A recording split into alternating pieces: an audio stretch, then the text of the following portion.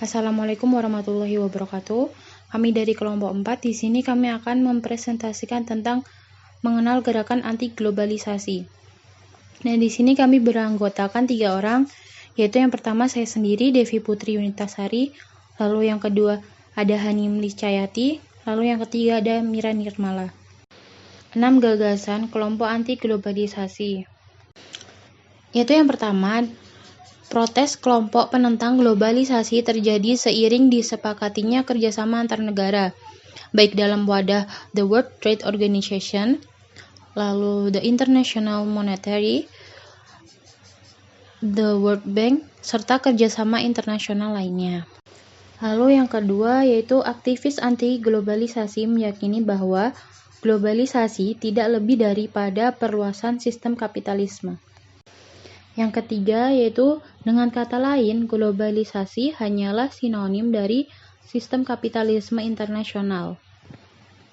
Lalu yang keempat, para penentang globalisasi juga mengkritik organisasi internasional seperti IMF, Bank Dunia, WTO, karena telah menerapkan aturan yang hanya menguntungkan negara-negara maju saja. Lalu yang kelima, para penentang globalisasi juga memprotes distribusi kesejahteraan yang tidak seimbang dan serta persaingan yang tidak adil antara negara maju, negara kaya, maupun negara miskin. Menurut aktivis anti-globalisasi, pergerakan rakyat civil society bukanlah bentuk perlawanan terhadap perkembangan zaman, namun lebih pada tuntutan untuk menempatkan kemanusiaan, keadilan, dan kejujuran berdasarkan pada asas kesetaraan di antara bangsa-bangsa. Beberapa contoh gerakan anti-globalisasi.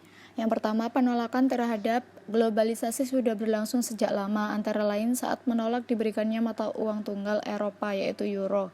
Yang kedua, pada saat blok perdagangan bebas Amerika Utara yaitu NAFTA mulai dikampanyekan pada tahun 1994, kelompok aktivis dari Kanada menolak gagasan NAFTA karena menganggapnya sebagai representasi kekuatan liberalisme kapitalisme yang merugikan banyak negara di kawasan tersebut.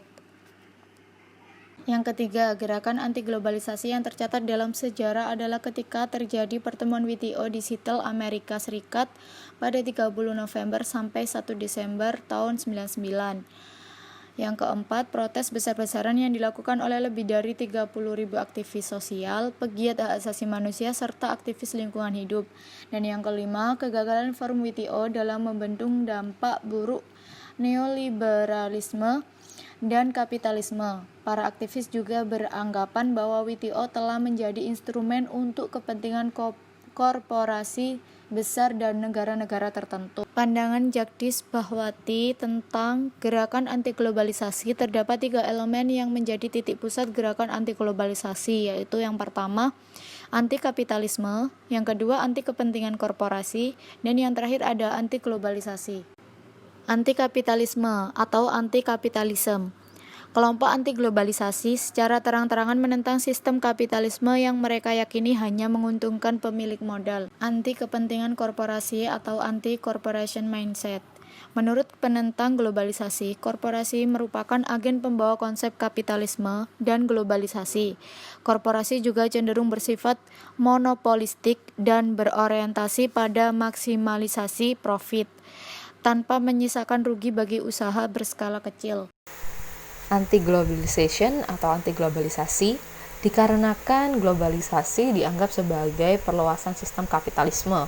Maka konsep ini ditentang keras oleh para aktivis. Maksudnya kapitalisme adalah semuanya mengedepankan material gitu. Jadi aktivis-aktivis itu seperti menentang globalisasi untuk masuk. 4 pandangan Naomi Klein sebagai tokoh utama gerakan anti-globalisasi. Yang pertama, kelompok anti-globalisasi yang sebenarnya tidak menolak gagasan globalisasi dalam bidang ekonomi, teknologi, serta budaya. Jadi mereka mengaksep 3 sides tersebut, yaitu ekonomi, teknologi, serta budaya. Adanya aturan main yang adil bagi setiap negara. Yang ketiga, organisasi internasional tidak transparan dalam pengambilan keputusan. Dan yang terakhir, menginginkan terjadinya reformasi dan keterbukaan dalam setiap pengambilan keputusan. Berikut ini adalah alasan munculnya gerakan anti-globalisasi menurut Klein and dalam No Logo tahun 99. Yang pertama, ada korporasi yang lebih memprioritaskan pemasaran produk. Yang kedua, terabaikannya nilai-nilai budaya. Dan yang ketiga, korporasi tidak lagi mengutamakan nilai produk. Kemudian selanjutnya, berubahnya lembaga pendidikan dan sosial menjadi instrumen pemburu profit. Kemudian yang kelima, dikuasainya pasar oleh kelompok korporasi besar. Dan yang terakhir, banyaknya produk dibuat di negara yang upah buruhnya sangat rendah namun dijual dengan harga tinggi. Tentu saja dijual dengan harga tinggi di pasar internasional, sehingga menimbulkan ketidakadilan bagi negara penyumbang tenaga kerja. Demikianlah presentasi kami tentang masyarakat anti globalisasi.